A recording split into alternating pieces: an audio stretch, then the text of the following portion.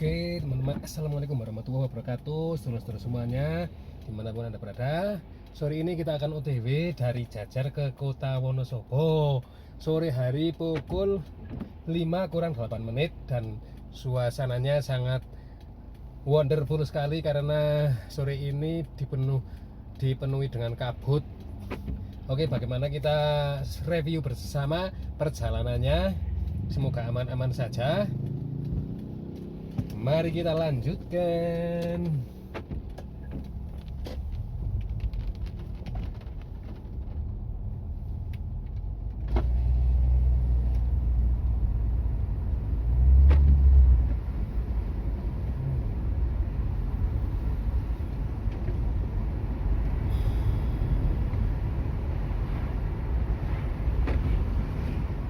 Sekarang hari Sabtu, teman-teman, jadi kendaraan dari arah kota Wonosobo nampaknya lebih ramai karena seperti biasa hari Minggunya banyak pelancong-pelancong wisatawan yang mengunjungi wisata Dieng.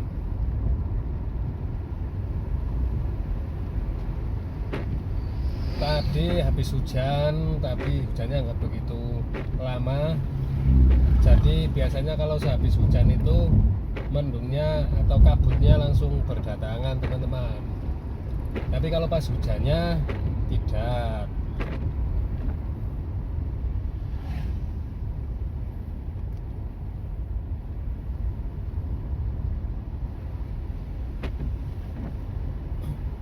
Kemarin juga sama, sore hari kita OTW itu kalau ke Jajar habis hujan. Untuk cuaca bulan-bulan ini, bulan Maret ya, ini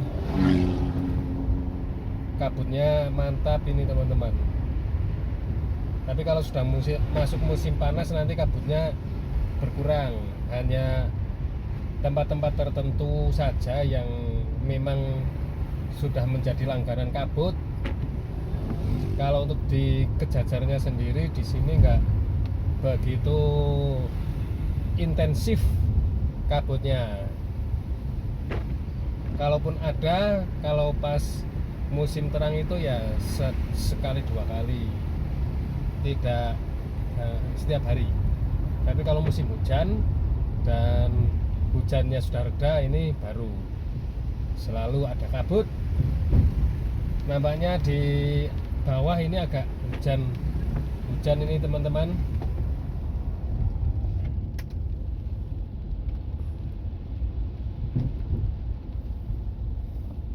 Kalau kabut begini, jangan lupa teman-teman, sedulur-sedulur yang mengendarai mobil terutama, ini harus dinyalakan lampunya.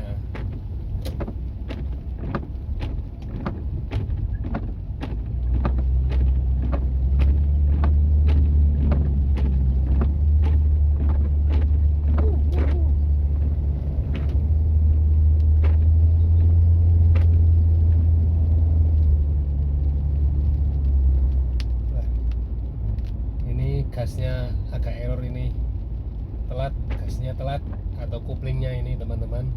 Kalau digas pencet gitu jadi telat, gasnya ngurung ngono piye.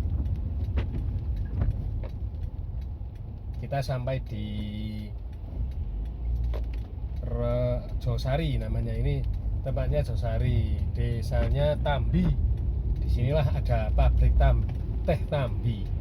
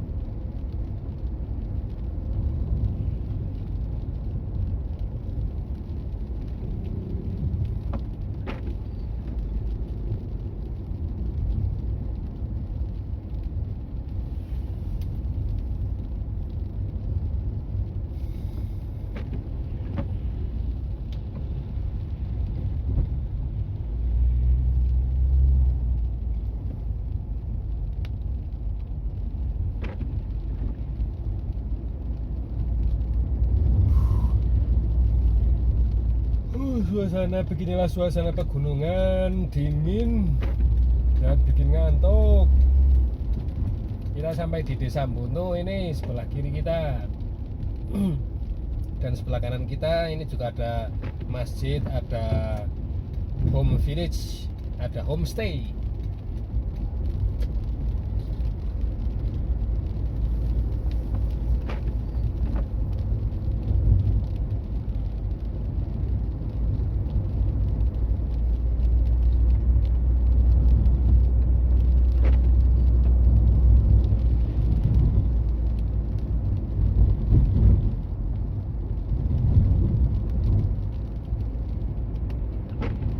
Sampai kita tiba di Desa Kalikalang.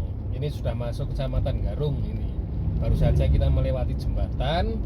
Itu adalah jembatan perbatasan Garung dan Kejejar.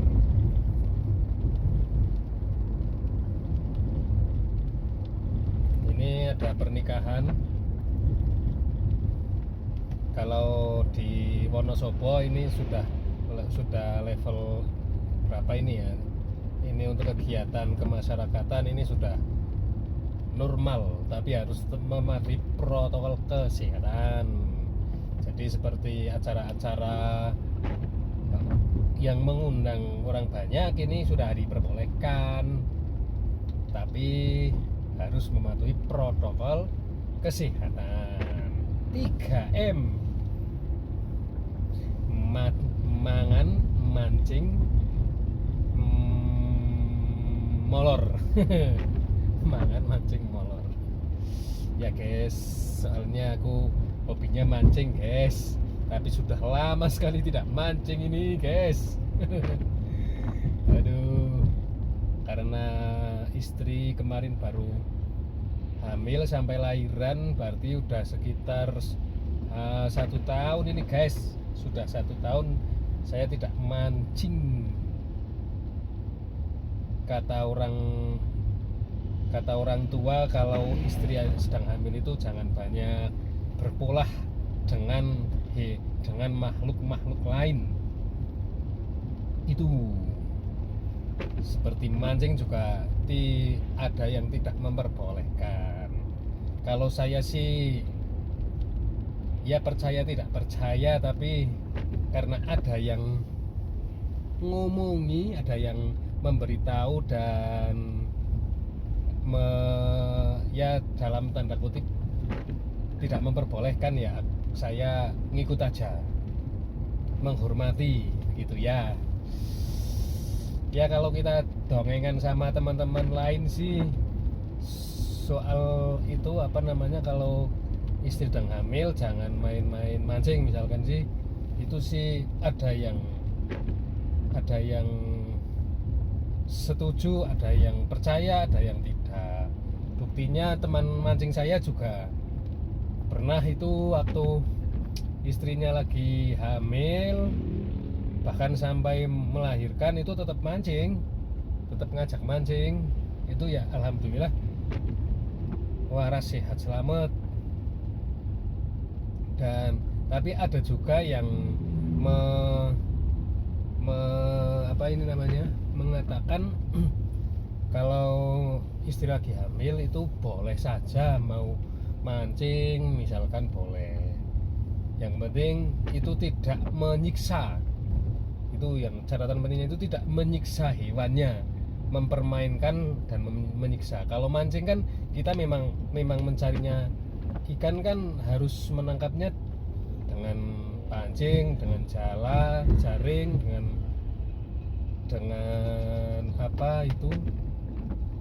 ngobor misalnya, manah, itu kan tetap membunuh, tapi itu tidak berarti menyiksa, karena itu menangkap, dan setelah dapat ikannya nanti dimanfaatkan untuk makan itu. Jadi manfaatnya ada manfaatnya. Tapi kalau misalkan menyiksa dan manfaatnya dari membunuh hewan itu tidak ada, itu baru itu yang jelas-jelas tidak boleh. Wong istri tidak hamil saja tidak boleh menyiksa hewan guys. Tapi ada cerita dari teman saya itu itu tidak menyiksa, membunuh, tapi ini hewannya itu hewan bukan hewan air, ini hewan melata. Jadi konon katanya itu teman saya itu dimintai bantuan, disuwuni tolong oleh orang tuanya karena simbahnya itu sedang sakit gitu. Lah penduduk sekitar orang situ itu mempercayai salah satu obatnya itu dengan ini kadal. Nah, dengan kadal. Jadi kadal itu bisa berkhasiat untuk mengobati suatu penyakit itu. Nah, karena percaya, teman saya dimintai bantuan ya, karena sifatnya dimintai bantuan ya, dan bisa melakukannya, dia yakin bisa melakukannya untuk menangkap seekor kadal itu bisa. Nah, padahal istrinya sedang mengandung itu. Nah, akhirnya teman saya izin dulu, izin sama hewannya, tidak berniat menyiksa.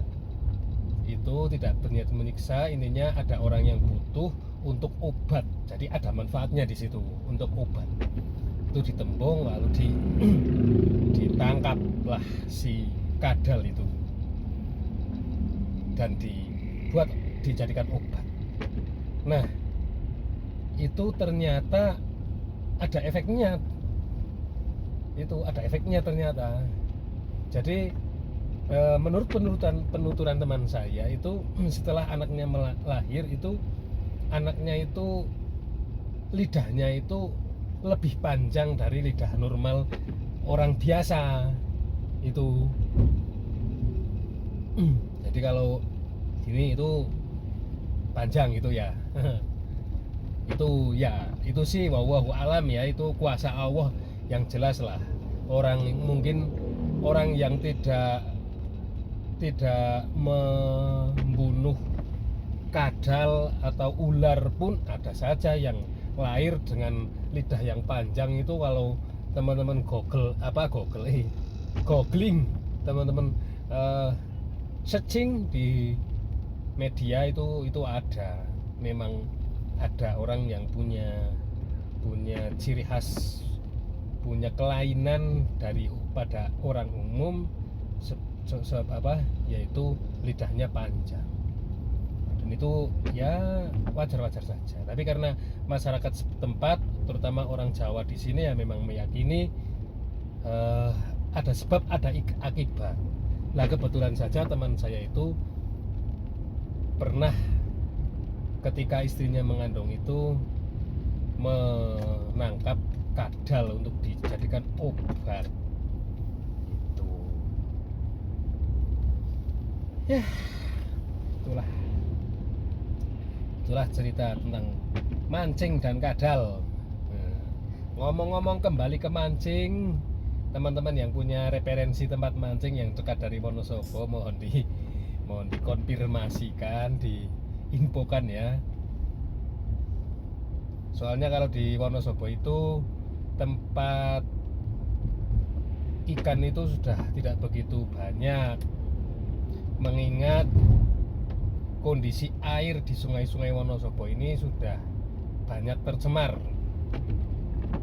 terutama obat-obat dari tanaman-tanaman. Alhasil ekosistem airnya itu berkurang terus-menerus. Hanya di ketinggian tertentu yang masih banyak ikannya.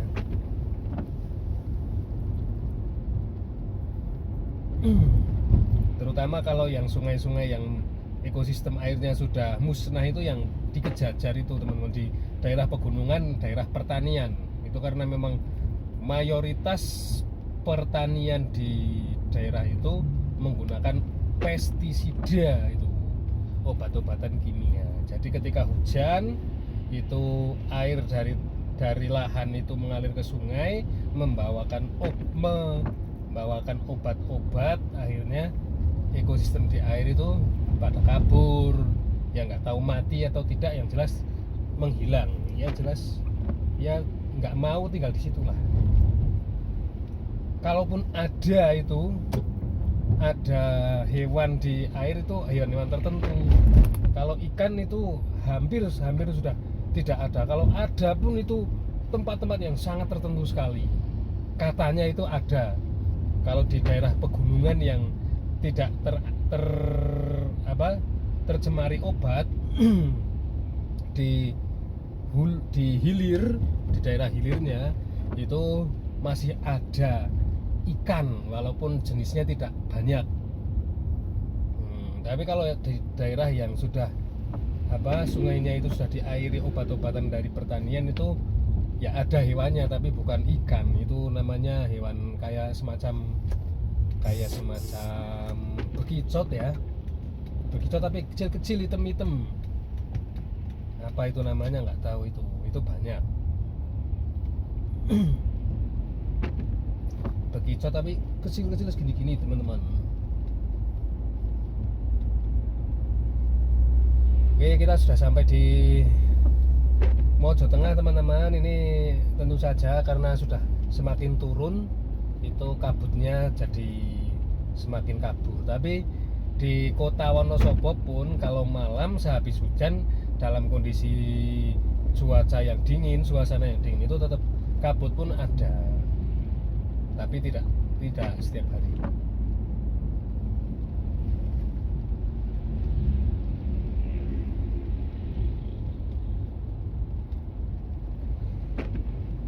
Masih gerimis guys.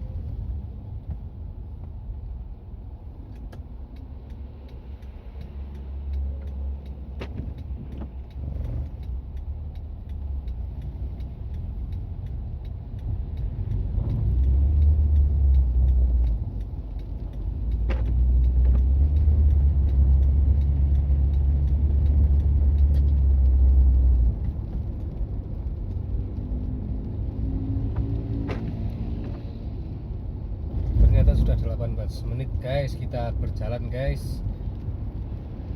Mungkin sekitar 10 menit lagi kita sampai di kota Wonosobo guys.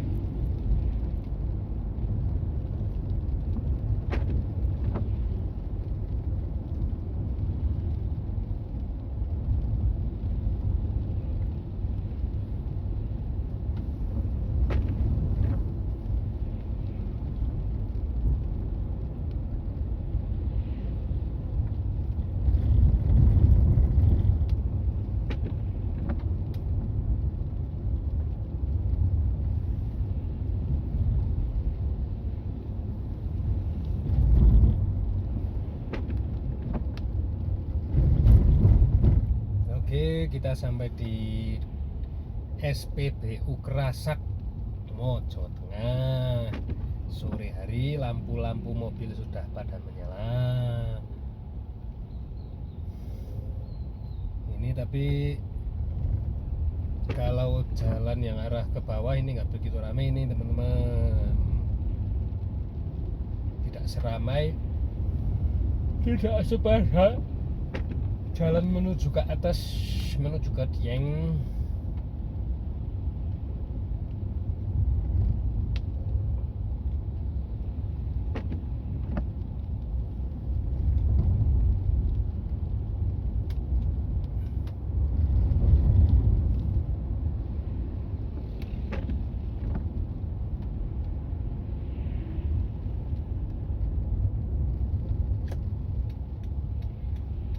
teman-teman, kita akan mampir dulu ke Kali Beber teman-teman. Nanti dari Kali Beber baru kita ke kota ya.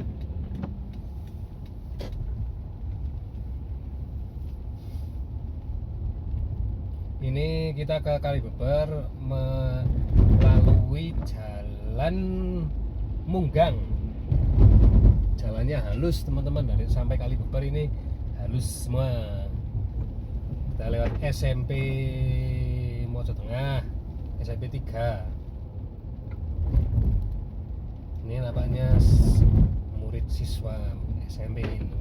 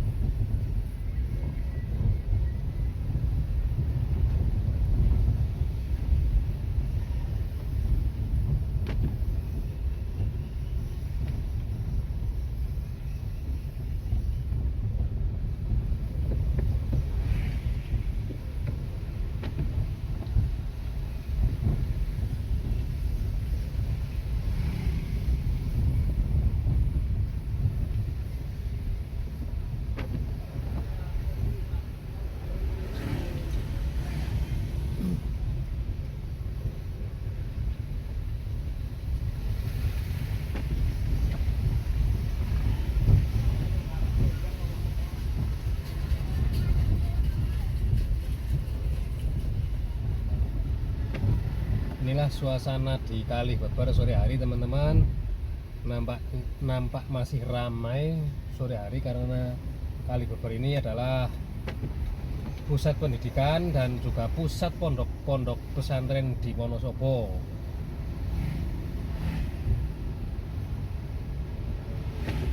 Jadi kalau sore hari ini anak-anak kos, anak-anak pondok ini pada keluar untuk membeli makanan untuk berjalan-jalan.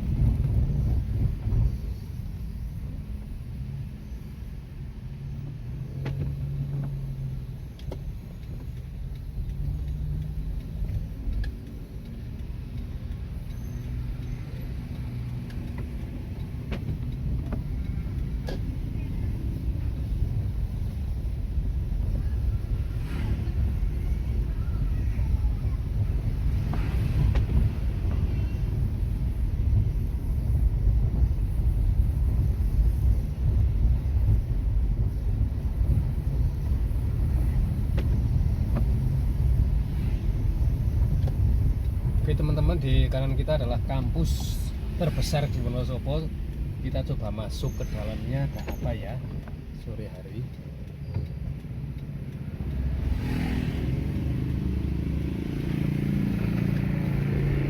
Kita lihat suasana kampus Unsik namanya. Sore hari tentunya sudah sepi sekali ya. Kita putar aja di sini teman-teman. kita lihat itu adalah gedung perpustakaan, ada gedung rektorat. Wah, besar-besar sekali gedungnya ya. Wah, kalau dibuat rumah ini, wow.